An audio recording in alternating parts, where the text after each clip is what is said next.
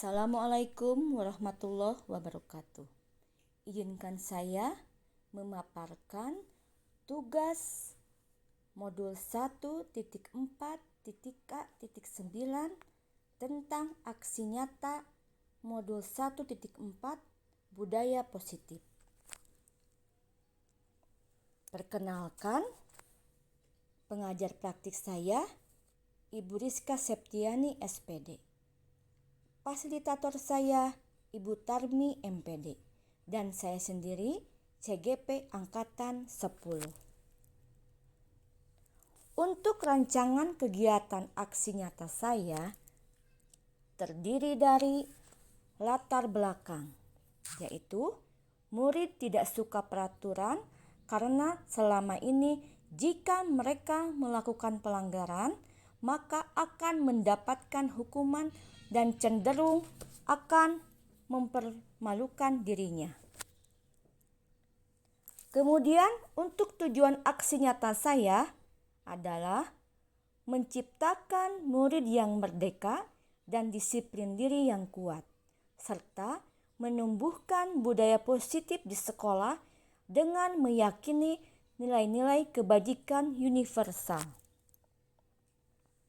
Untuk tolak ukurnya adalah terbentuknya keyakinan kelas melalui kegiatan kesepakatan kelas yang dilakukan oleh wali kelas dan siswa, serta siswa mampu menerapkan dan menjalankan keyakinan kelas yang telah dibuatnya.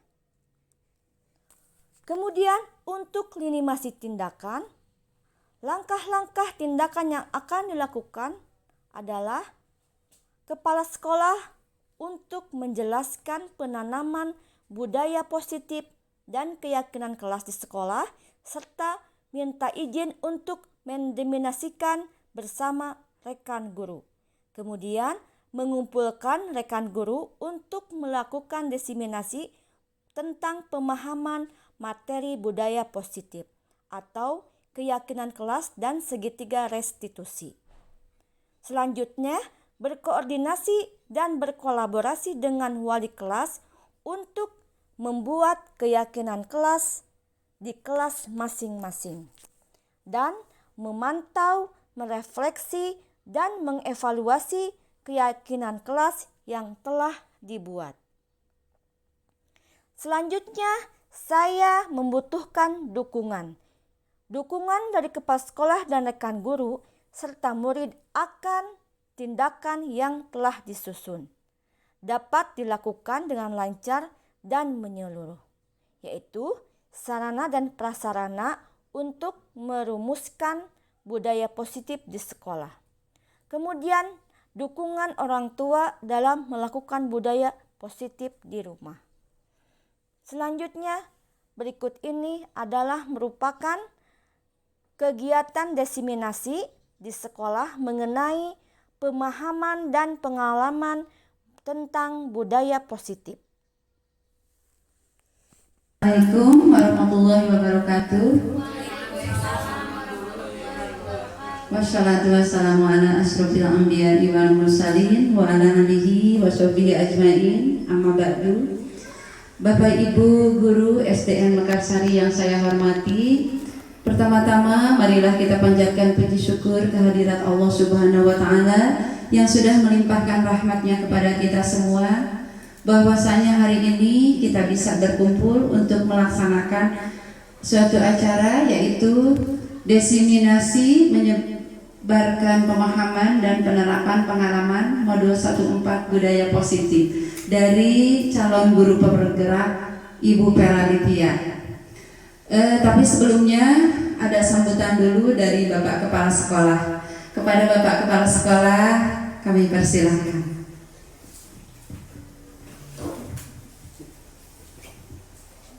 Bismillahirrahmanirrahim. Assalamualaikum warahmatullahi wabarakatuh. Terima kasih Bu kepada Ibu Siti selaku moderator dalam kegiatan ini. Bismillahirrahmanirrahim. Yang terhormat Bapak dan Ibu Guru SDN Mekarsari, alhamdulillah pada hari ini kesempatan kita dapat berkumpul dalam acara kegiatan diseminasi atas nama rekan kita dari SD Makassari yang beliau mengikuti pendidikan guru penggerak dan saatlah tibanya untuk memberikan apa yang didapat selama Ibu Pera 3 bulan tersebut untuk dapat diterapkan di sekolah tercinta kita ini. Tanpa mengurangi rasa hormat, terus tanpa untuk mempersingkat waktu, maka dengan ini saya selaku kepala sekolah SD Makassari membuka kegiatan ini diseminasi menyebarkan pemahaman dan penerapan pengalaman modul 1.4 budaya positif kepada Ibu Pera. Silahkan presentasikan sepuasnya sampai dengan Bapak dan Ibu guru di sini sangat mengerti. Rupanya untuk sambutan sekaligus pembuka dalam kegiatan ini dari saya cukup sampai di sini. Wabillahi taufiq. Assalamualaikum warahmatullahi wabarakatuh.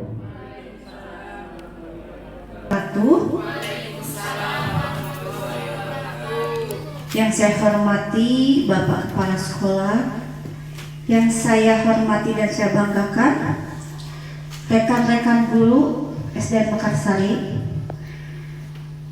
Pertama-tama, marilah kita panjatkan puji syukur kepada Allah Subhanahu wa Ta'ala karena berkat rahmat dan hidayahnya pada siang ini kita semua masih dapat berkumpul untuk melaksanakan diskusi atau diseminasi tentang menyebarkan pemahaman dan penerapan pengalaman modul 1.4 yaitu budaya positif.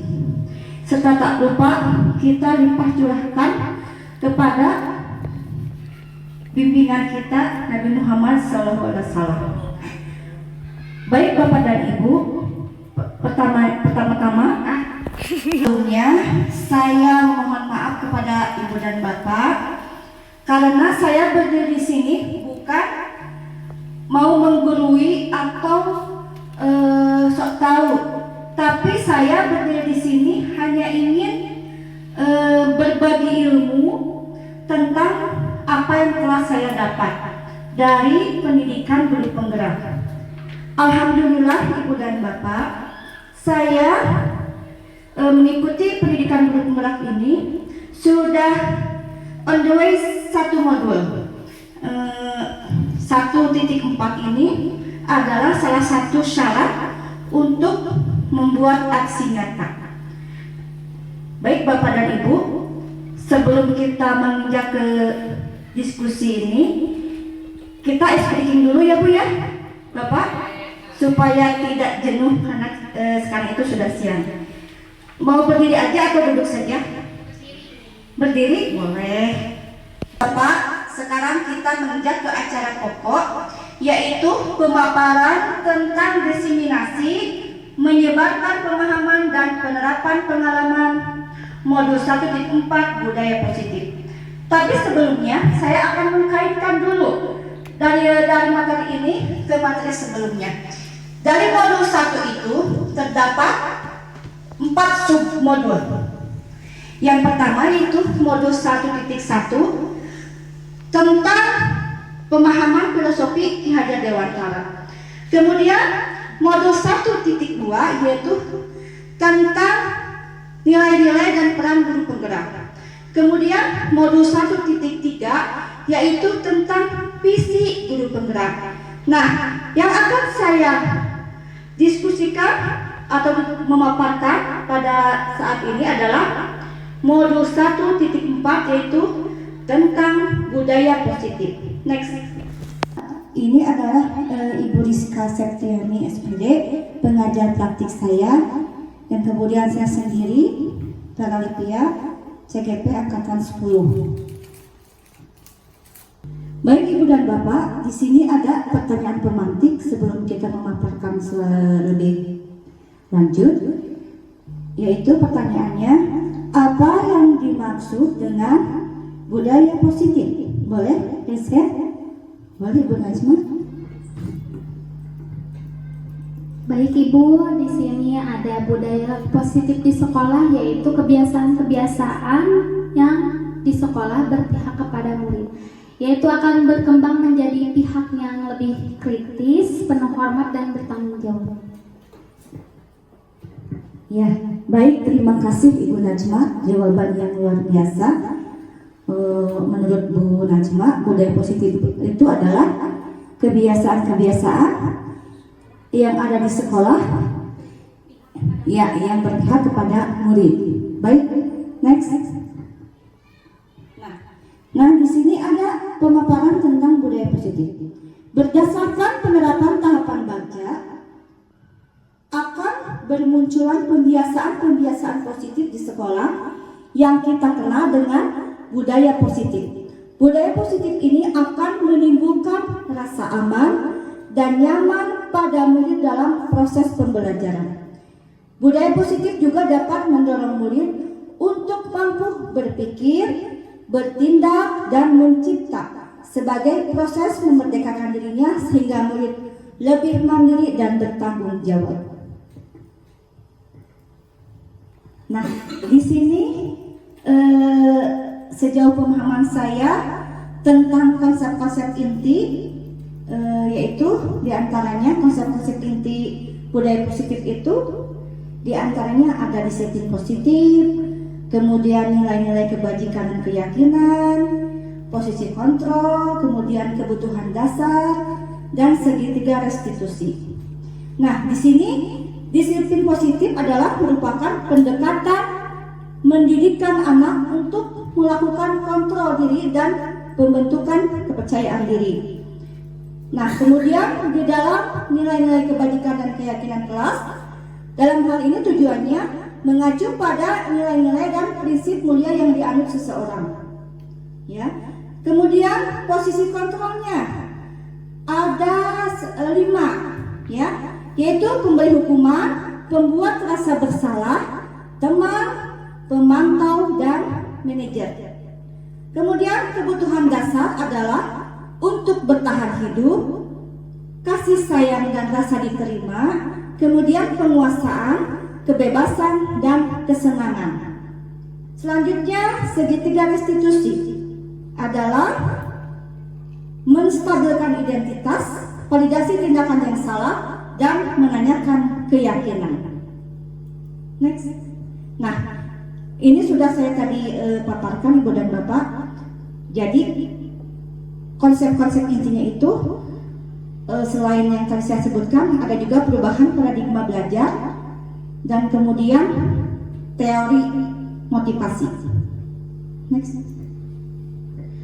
Nah, di sini Ibu dan Bapak ada pembelajaran dengan paradigma baru. Pembelajaran paradigma baru merupakan pembelajaran yang dirancang berdasarkan pembelajaran berdiferensiasi, sehingga para peserta didik belajar sesuai dengan kebutuhan berdasarkan tahap perkembangan sesuai dengan teori psikologi modern untuk mewujudkan profil pelajar Pancasila. Selanjutnya, konsep yang kedua yaitu disiplin positif. Nah, sebelum kita paparkan, ada yang tahu apa yang dimaksud dengan disiplin positif, Ibu dan Bapak? Boleh? Ibu Aida?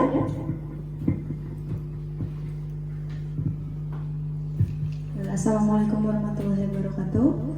Izin menjawab Ibu, disiplin positif itu menumbuhkan disiplin yang didorong dalam diri anak tanpa hukuman ataupun hadiah, yang mana bagaimana keluarga memerlukan aturan dan batasan yang jelas tentang apa yang boleh atau tidak boleh dilakukan untuk kepentingan bersama.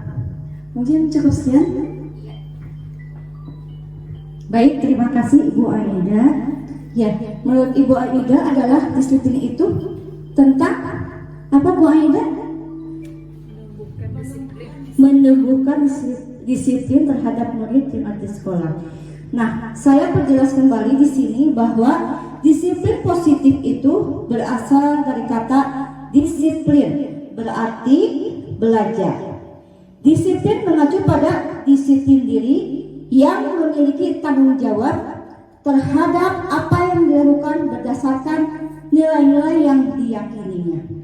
Kemudian kita sebagai pendidik tujuannya adalah untuk menciptakan peserta didik yang memiliki disiplin diri sehingga mereka berperilaku sesuai dengan nilai-nilai kebajikan universal.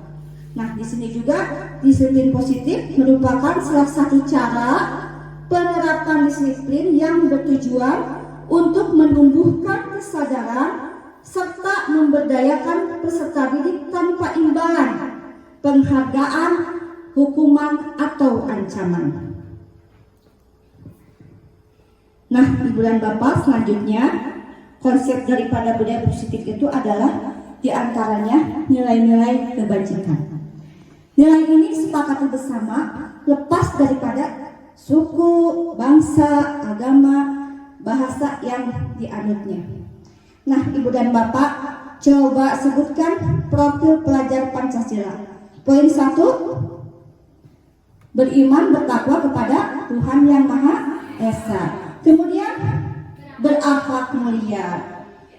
Kemudian berkebinekaan global, gotong royong, mandiri, kreatif, dan bernalar kritis. Nah, Ibu dan Bapak, nilai-nilai kebajikan itu harus bercermin kepada profil pelajar Pancasila.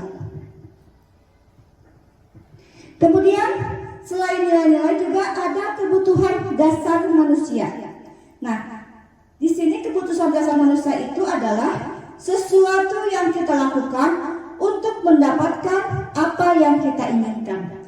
Seluruh tindakan yang kita lakukan memiliki tujuan tertentu untuk mengikuti kebutuhan dasar kita. Nah, di sini ada pemaparannya, Ibu Bapak. 5 kebutuhan dasar manusia itu, yang pertama bertahan hidup, kemudian kasih sayang yang diterima, penguasaan, kemudian kebebasan dan kesenangan. Dalam bertahan hidup itu kita perlu makanan, pakaian, tempat tinggal, keamanan, dan kesehatan, ya. Kemudian kasih sayang diterima.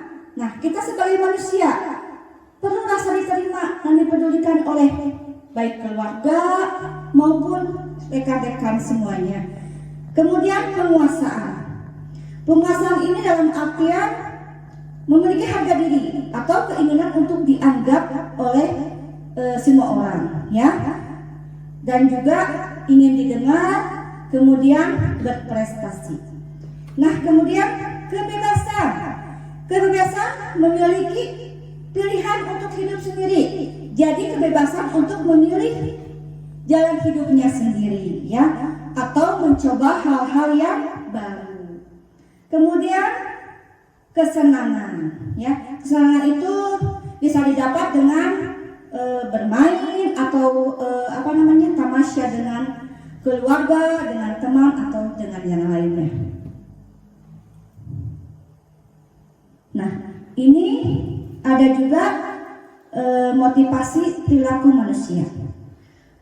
Motivasi perilaku manusia itu yaitu untuk menghindari hukuman, kemudian untuk mendapatkan imbalan atau penghargaan dari orang lain, kemudian untuk menjadi orang yang mereka inginkan dan menghargai dirinya sendiri sesuai dengan nilai yang mereka percayai.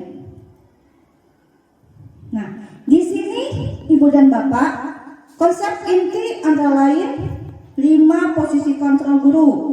Yang pertama, penghukum, kemudian pembuat merasa bersalah, kemudian menjadi teman, kemudian pemantau, dan posisinya sebagai manajer.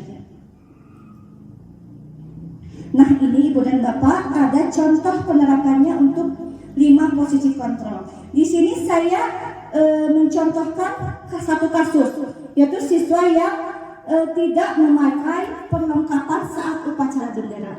Kita bisa di sini bisa membedakan, ya Ibu Bapak. Di sini ada hukuman. Kalimat daripada posisi kontrolnya adalah berlari keliling lapangan selama 1 jam. Itu langsung hukuman. Ya. Kemudian pembuat rasa bersalah. Nah, kalimatnya berapa kali ibu sudah bilang sama kamu, tapi kamu tetap saja melakukan hal itu. Nah, itu contoh daripada posisi kontrol pembuat rasa bersalah. Nah, di sini juga ada contohnya lagi, posisinya kita sebagai teman, ya. Contoh kalimatnya, ayo dong ikuti aturan sekolah, tolong bantu ibu sekali aja. Atau ya udah, tidak apa-apa, lain kali jangan diulang lagi ya. Nah, itu adalah contoh kalimat dari posisi kontrol sebagai teman. Nah, kemudian ada contoh kalimat posisinya sebagai pembuat rasa bersalah. Kamu sudah melanggar aturan sekolah, kamu tahu konsekuensinya. Nanti setelah upacara, kamu ke koperasi ya untuk beli atribut dan jangan diulangi lagi. Nah, selanjutnya. Nah, ini yang terakhir, contoh penerapan posisi kontrol sebagai manajer. Apakah kamu tahu kesalahanmu? Kira-kira apa yang akan kamu lakukan untuk memperbaiki kesalahanmu? Nah, itu ibu bapak bisa membayangkan barangkali ya tentang contoh penerapan 5 posisi kontrol dalam kita sebagai pendidik. Lanjut. Nah, ini selanjutnya ada keyakinan kelas. Boleh ibu dan bapak?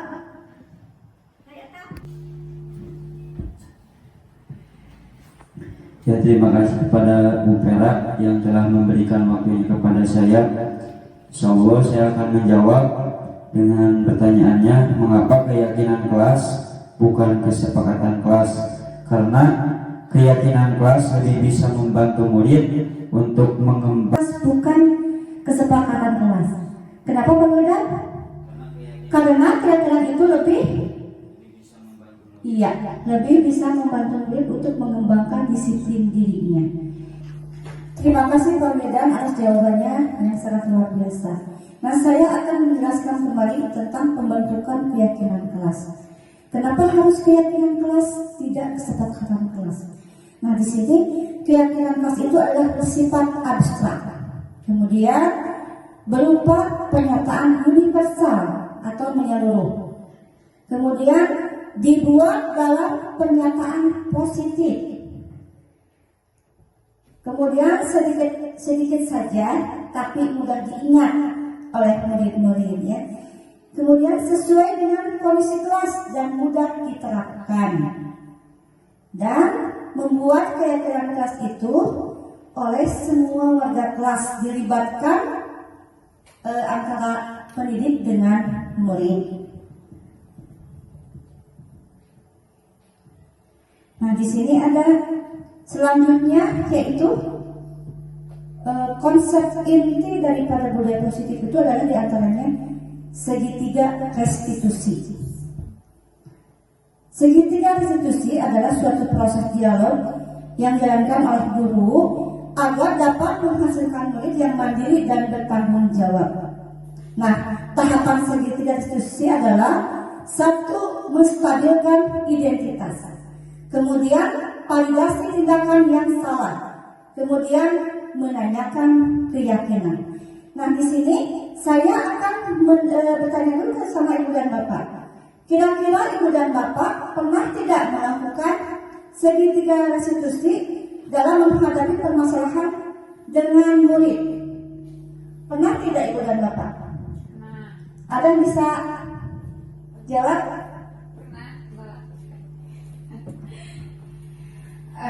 Saya di kelas pernah melakukan segitiga restitusi di mana murid itu melakukan kesalahan, tetapi pertama-tama murid itu tidak disalahkan, tetapi menanyakan dulu apa yang kamu lakukan. Setelah itu menanyakan lagi keyakinan kelas apa yang kamu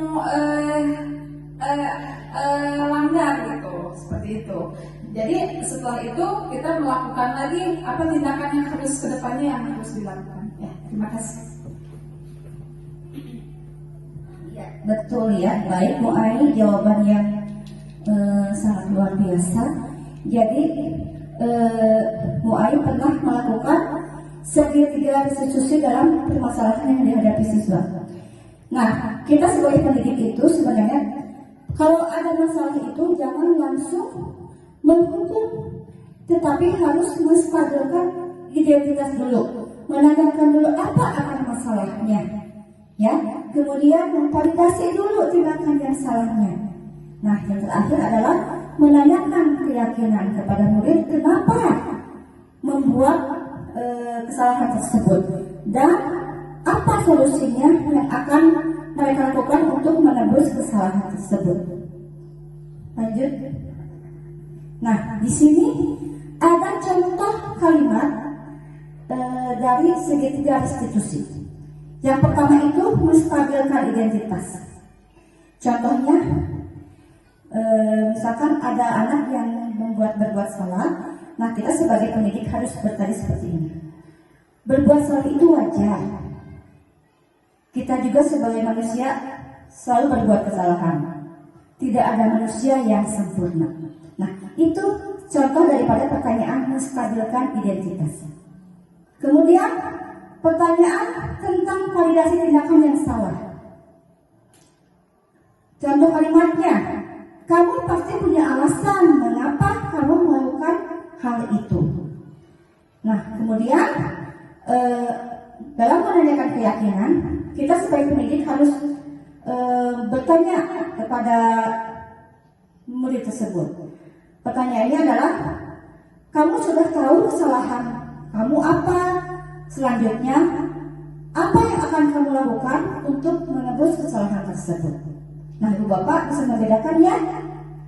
Jadi, kalau ada murid kita yang berbuat kesalahan, apapun itu modelnya, nah, yang kita harus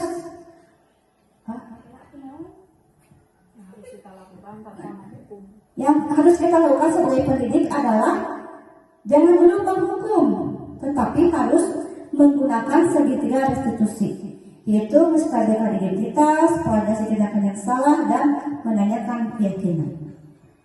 Kemudian, nah ini ada contoh video tentang segitiga restitusi. Boleh disimak oleh Ibu dan Bapak.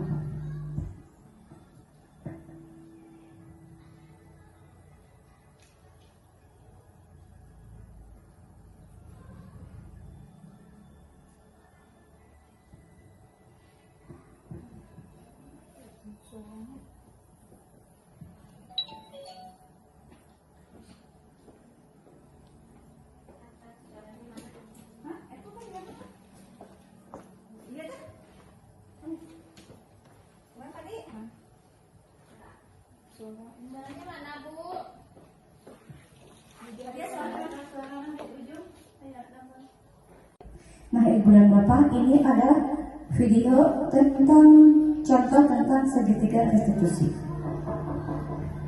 Ya, betul. Assalamualaikum. Waalaikumsalam.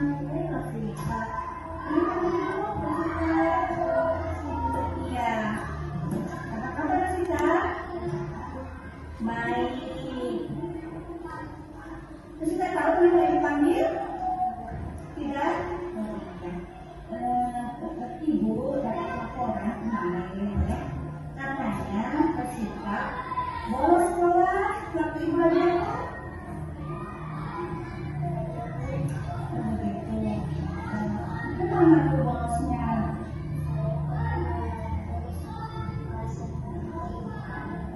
Oh begitu. Bolos kemana? Berolahraga dengan teman lain. Oh baik ya. Tidak apa-apa, karena setiap orang juga pasti membuat kesalahan ya. Tapi harus dibedakan sama kita. Kalau membuat itu ada mukanya tidak? Lalu menurut kita menurut itu tindakan yang benar atau salah?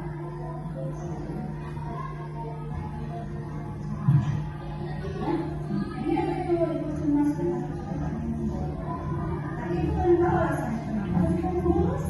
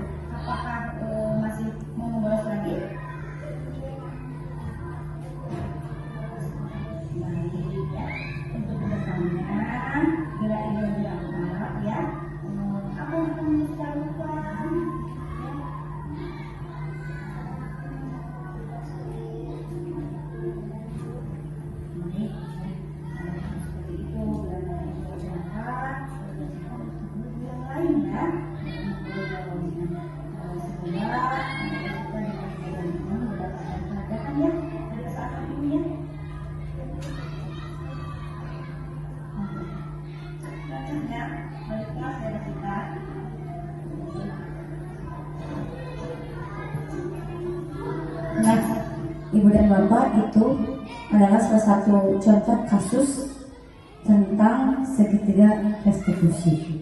Nah, baik Bapak dan Ibu, tidak terasa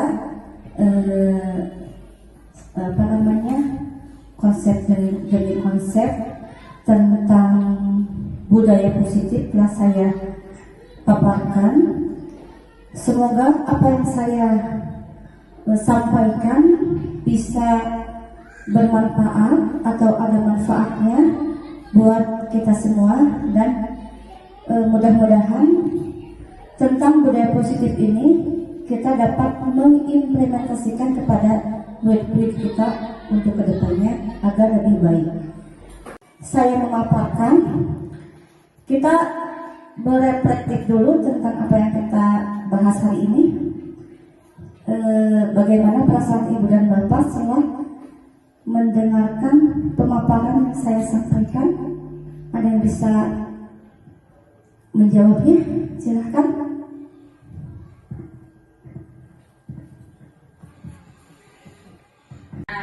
Baik, setelah saya mendengarkan pemaparan dari Bu Vera, yang pertama saya memahami tentang 5 kontrol restitusi. Nah, di mana salah satu dari 5 ini adalah segitiga restitusi yang sering atau yang sekarang harus digunakan oleh para guru di sekolah.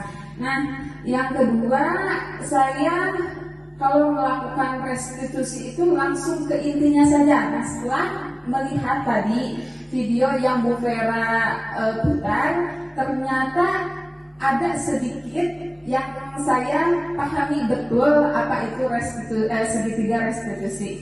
Nah, terus yang terakhir, pemaparan dari Bu Vera hebat sekali, dan saya mengerti apa yang dipaparkan oleh Bu Vera. Baik, terima kasih. Hanya segitu saja refleksi dari saya. Ya, baik, terima kasih Ibu Ai. Alhamdulillah, berarti Ibu dan Bapak sudah paham tentang salah satunya konsep inti budaya positif itu adalah segitiga restitusi. Baik, terima kasih. Mungkin itu Ibu dan Bapak pemaparan tentang diseminasi pemahaman budaya positif modul 1.4. Terima kasih atas perhatiannya, dan sekali lagi bukan saya menggurui di sini, tetapi saya hanya ingin berbagi ilmu dengan Ibu dan Bapak. Terima kasih sekali lagi. Wassalamualaikum warahmatullahi wabarakatuh. Saya kembalikan kepada Ibu moderator.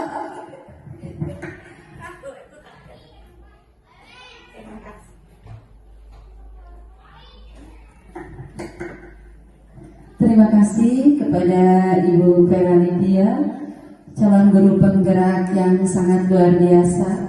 Semoga apa yang sudah disampaikan oleh Ibu Vera sangat bermanfaat bagi kita semuanya dan bisa menerapkannya dalam pembelajaran kita, yaitu disiplin positif atau budaya positif yang berpihak pada murid dalam kehidupan kita sehari-hari. Ya, mungkin dengan berakhirnya penyampaian materi dari Ibu Vera, ibu-ibu hebat semuanya, berakhir pula acara ini. Marilah kita tutup dengan membaca hamdalah. Alhamdulillahirabbil alamin. Terima kasih atas segala perhatian. Mohon maaf apabila ada kesalahan. Wabillahi taufiq wal hidayah. Wassalamualaikum warahmatullahi wabarakatuh. Duduk siap. Siap. Sebelum belajar mari kita baca doa dimulai.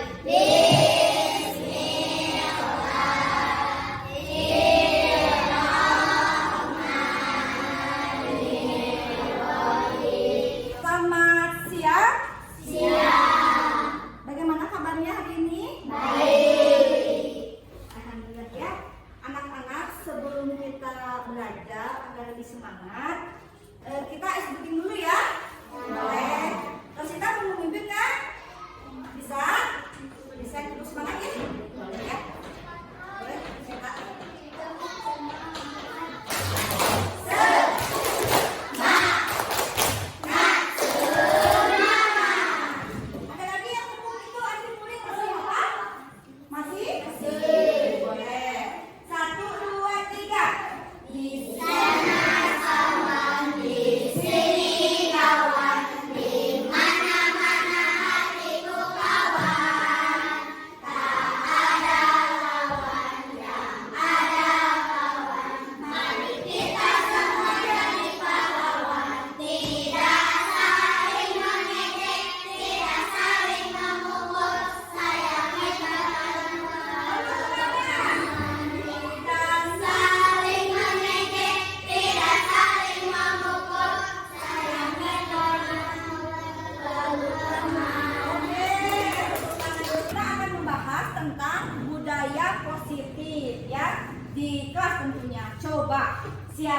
yang tahu tentang budaya positif?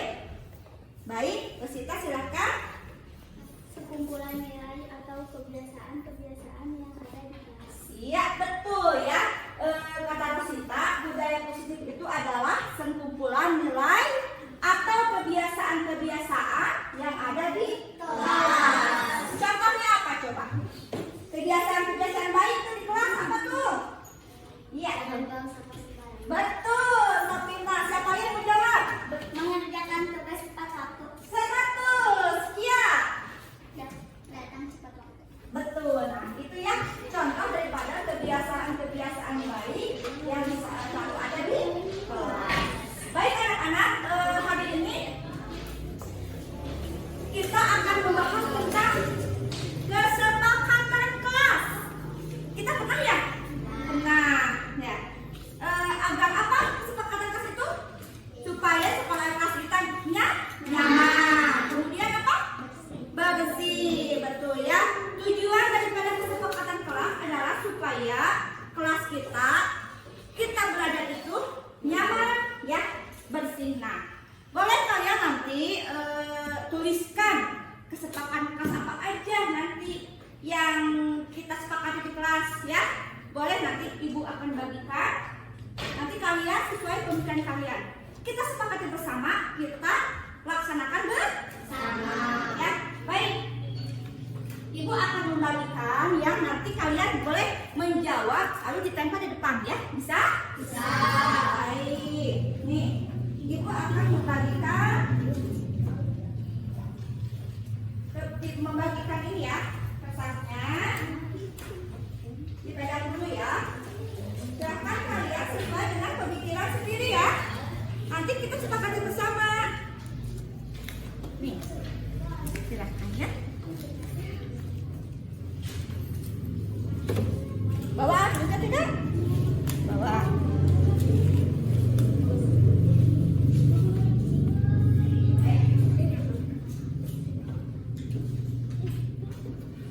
Silahkan setia. Itulah.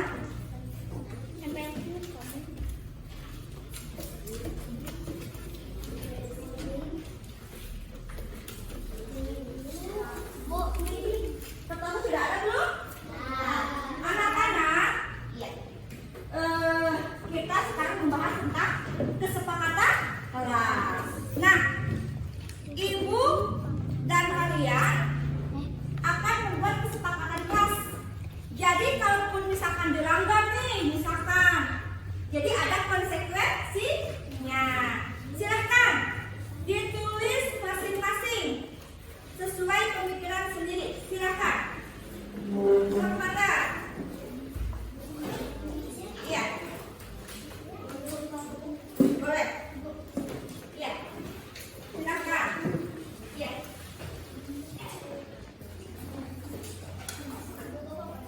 Boleh.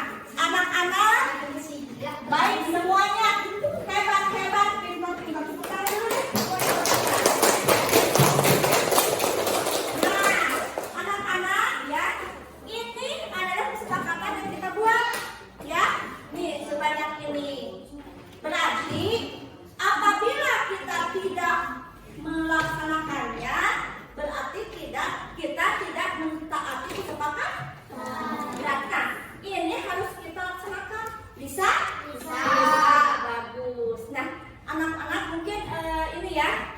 Hari ini kita membahas ini dulu ya. Terima kasih ya. Kalau nanti ada tambahan lagi, nanti kita bikin lagi yang banyak ya. Asal ini juga jangan ini diingat saja ini apa yang kalian bikin. Ingat misalkan, oh tidak perlu coret atau datang yang terlambat. Kalian ingat saja, tidak usah banyak-banyak. Bisa ya? Oke. Terima kasih anak-anak. Baik anak-anak ya. Kita akan merefleksi bahwa kesepakatan kelas itu sangat penting ya. Berarti kesepakatan kelas itu yang dibuat adalah oleh kita, ibu dengan kalian ya. Jadi harus dilaksanakan. Baik. Sekarang silahkan sebelum pulang berdoa dulu. Siapa yang mau memimpin? Boleh aja. Sebelum pulang mari kita baca doa dimulai. Assalamualaikum warahmatullahi wabarakatuh. Waalaikumsalam warahmatullahi wabarakatuh. Silahkan kalian nanti pulang tapi pikir dulu ya. Iya, berarti kelas kan bersih ya. Boleh yang mau pulang boleh